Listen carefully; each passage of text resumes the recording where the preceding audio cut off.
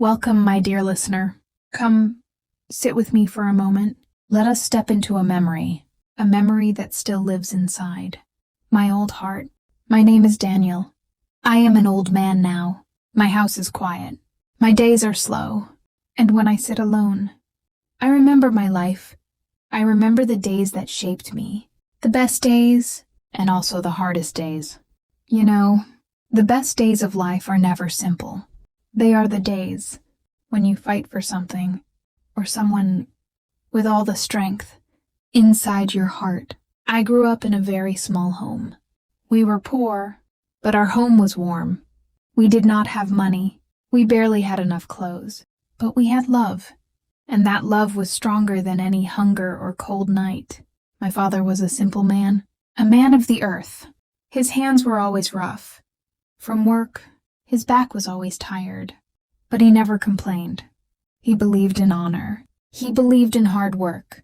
He used to look at me with his tired eyes and say, "Daniel, a man's worth is his hard work. A man's heart is his honesty." My mother was soft and gentle. Her voice was quiet, like a warm breeze in winter. Her love was like a blanket around my heart. She taught me kindness. She taught me to respect people. She taught me to see the good in others, even when the world was dark. My parents gave me no wealth, but they gave it to me, something far greater: values, strength, and a good heart. When I was a young man, something happened, changed my entire life. I met a girl. Her name was Sophia. Even now, when I say her name, something warm moves inside my chest. Sophia was the daughter of the richest family in our town. Her family owned land, shops, horses, everything. People respected them. People feared them. But Sophia, she was nothing like the cold world around her. She was beautiful, but it was her heart that shined the brightest. She was gentle. She smiled at everyone, poor or rich. Her kindness touched people without even trying. I met her in the town market. I still remember that day so clearly. The air was warm. The market was full of voices and colors. I was helping my father carry heavy bags of grain. Sophia was buying flowers, small white flowers she liked to keep in her room. When she came near, our eyes met, just for a second, but in that second something inside me changed. She smiled, a soft, sweet smile, and I smiled back, shy, nervous, and surprised by her kindness. We spoke a little, just a few words, but her voice stayed in my ears the whole day. After that, we met again and again, sometimes in the market, sometimes near the well, sometimes by the river. We talked. We laughed.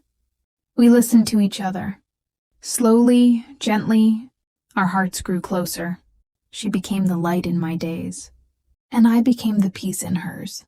But our love was a secret, a beautiful, fragile secret. Her family did not know. Her family would never accept it. To them, I was just a poor boy with rough hands and no future. Sophia and I walked by the river many evenings. We talked about life, dreams, and the world we wanted to build. She would tell me, "Daniel, you are strong.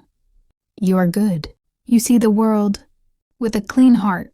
Her words were like soft rain on thirsty soil. They made me believe in myself.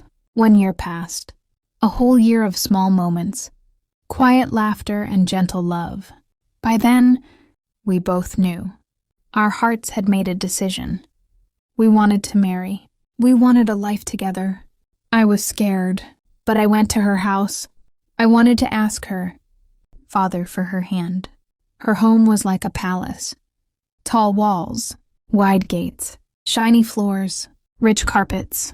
Everything in that house reminded me that I did not belong there. A servant opened the large door. He looked at me with surprise, maybe even pity, but he let me in. Sophia's father was sitting in a large wooden chair. His clothes were rich. His face was strict. His eyes were sharp. He looked at me slowly, from my old shoes, to my worn coat, to my tired hands. Then he asked me about my family, my work, my future. I told him the truth. "Sir, I am poor, but I love your daughter with all my heart. I will give my life to keep her happy." His answer came like a cold wind. "A poor man like you cannot marry my daughter." His voice was hard. His words were sharp like a knife. He said I had nothing. He said I was nothing. He said I could never give her the life she deserved. And then he ordered me to leave, to never see Sophia again. When I walked out of that house, my heart felt heavy, as if a mountain was crushing it. Sophia's family told her to forget me, to erase me from her heart. They wanted her to marry a rich man from another town. But Sophia, my brave Sophia, she refused. She met me in secret one last time. Her eyes were full of tears. Her voice was shaking. But her heart was strong. She held my hands and said, "I will wait for you, Daniel. I don't care about money. I love you. I believe in you." Her hands were small, but her words felt powerful. They filled me with strength I never knew I had. I made a promise to her, a promise that changed my whole life. I said, "I will prove your father wrong. I will become strong. I will become worthy. I will come back for you." And that day, my long, painful, beautiful fight began. I took 2 jobs, then 3. I worked day and night. I slept only a few hours. My hands became rough like stone. My body hurt every day. But I kept going. I worked in loud factories. I worked in the fields under the burning sun. I cleaned streets. I carried heavy loads. I did every hard job anyone would give me. People laughed at me, especially her brothers. They saw my dirty clothes and tired face. They called me the poor worker. Their words cut deep, but I did not stop. I remembered her face, her voice, her promise, her love, and that love became my only light in those dark years. Those years were the darkest and brightest years of my youth. Dark because I lived in loneliness, pain, and exhaustion. Bright because of her love guided me like a small candle on a silent night. Sophia and I could no longer meet, but we found another way to speak. A kind servant from her house risked everything to help us. Through him, she sent me letters, little pieces of paper, but filled with so much love that they felt like warm hands holding my heart. Her letters said things like, "I am proud of you, Daniel," and "I am waiting for you, always." And sometimes, when life feels heavy, remember my love is with you. I kept every letter safely.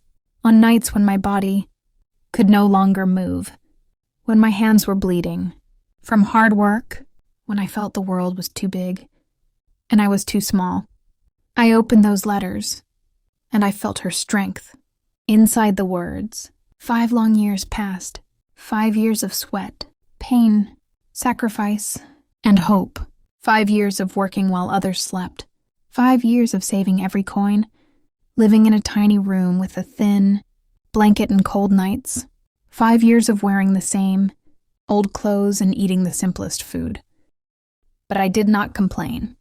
Not even once, because I had a purpose, and that purpose carried me through every storm. Slowly, very slowly, my life began to change. With the money I saved, I opened a small repair shop. It was only 1 room, no paint on the walls, no fancy tools, but it was mine. My own place, my own dream. I repaired shoes. I fixed broken chairs. I mended clocks, watches, tools, anything people brought to me. People trusted me. They liked my honesty. They liked my hard work. In time, more people came. My shop grew. My name grew. And I became something I'd never been before. A respected man in my town. I was not rich, no, but I was no longer the poor boy standing at a rich man's door. One quiet morning, I looked at myself in the small mirror on my wall. My face had grown older. My eyes had become stronger.